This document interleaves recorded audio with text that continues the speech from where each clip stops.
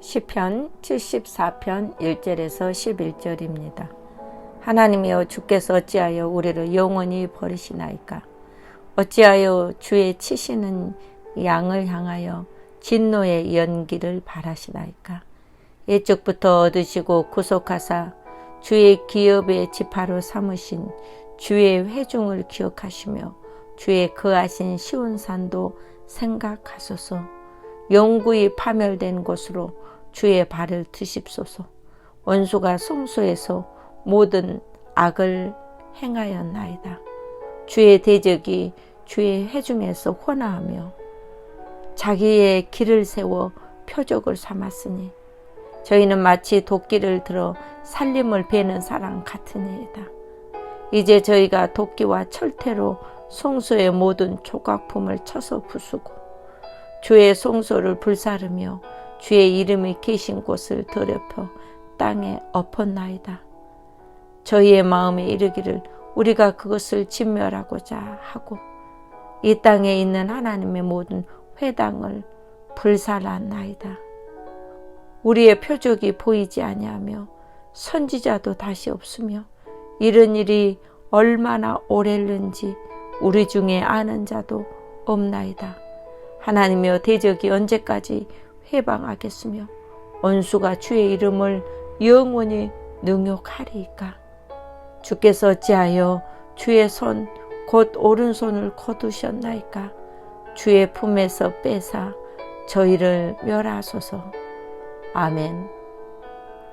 본문의 74편은 슬프고 가슴 아픈 이야기입니다.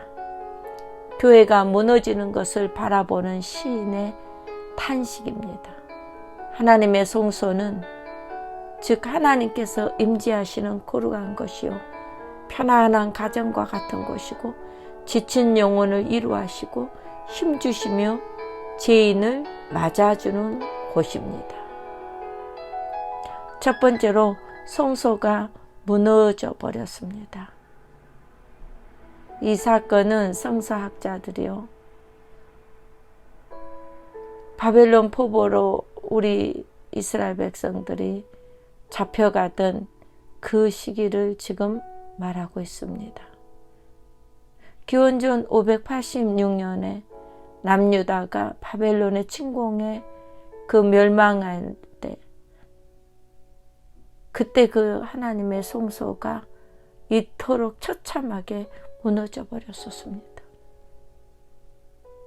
능욕을 당하고 무너질 때 하나님은 침묵하셨습니다.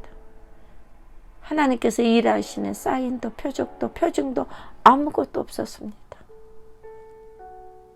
선지자란 하나님의 뜻을 전하는 대언자이죠. 그런데 선지자도 없다고 했습니다. 하나님의 완전한 침묵이었습니다. 앞으로 어떤 일이 어떻게 일어날지도 아무도 모르고 있었습니다. 어쩌면 지금 이 시대도 그렇습니다. 교회의 권위는 땅에 떨어지고 세상 사람들은 하나님을 조롱합니다. 마치 교회는 코로나 질병을 양산하고 옮기는 장소로 기독교인들의 신임은 땅에 떨어져 버렸습니다. 그런가 하면 예배도 찬양도 마음대로 드리지 못하고 이렇게 힘들고 어려운 형편이 지금 그때와 비슷합니다. 우리도 매일 성전에 나와 무릎을 꿇고 기도하며 찬양해야 되는데 현재 교회는 정부로부터 예배드리는 숫자가 제한되어 있고 또 심지어는 믿지 아니하는 사람들부터 능욕과 모욕을 당하고 하나님의 영광이 추락해버리고 이런 현실 앞에서 우리는 하나님 앞에 우리의 죄를 회개하고 우리를 버리지 말아달라고 진노를 거둬달라고 간절하고 처절한 마음으로 하나님 앞에 기도하는 아삽의 심정으로 우리도 기도해야 될 줄로 믿습니다. 그것이만 우리가 살 길입니다. 교회가 능력다우면 그 다음에 따라오는 것은 교회가 무너지는 것입니다. 이것은 성경의 역사가 증명을 하고 있습니다. 두 번째로 원수가 날뛰고 있는 것을 4절로 8절에 기록하고 있습니다. 6절로 7절에 보면은 그들이 도끼와 철퇴로 성소의 모든 조각품을 쳐서 부수고 주의 성소를 불사르며 주의 이름이 계신 곳을 더럽혀 땅에 엎혔나이다 합니다. 그들이 얼마나 잔인무도하게 하나님의 집 성전을 파괴하고 있는지를 말해주고 있습니다. 그토록 원수들이 방자하게 뛰날고 있음에 오늘 시인은 슬픔과 분노를 이기지 못하여 하나님께 우울부짖음을 호소하고 있습니다. 성전 회파는 예배를 자동으로 패하게 만듭니다. 중국의 선교사들이 저들이 말합니다. 십자가를 끌어내리고 그 안에 교회 안에 시진핑의 사진을 걸게 하고 북한은 김씨 일가들이 신이 되어서 교회 문들을 이미 닫아버렸고 세상에 이렇게 얼마나 많은 곳에서 성전에 문을 닫고 예배를 패하게 하는지 모릅니다.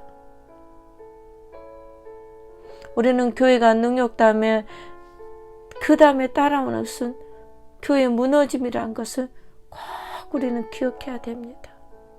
그러므로 이 시대에 지지 말고 우리는 지혜와 명철로 하나님의 지혜로 하나님의 방법으로 반드시 이기는 참 성도가 되어야 될 줄로 믿습니다. 세 번째로 아는 자가 없다라고 했습니다.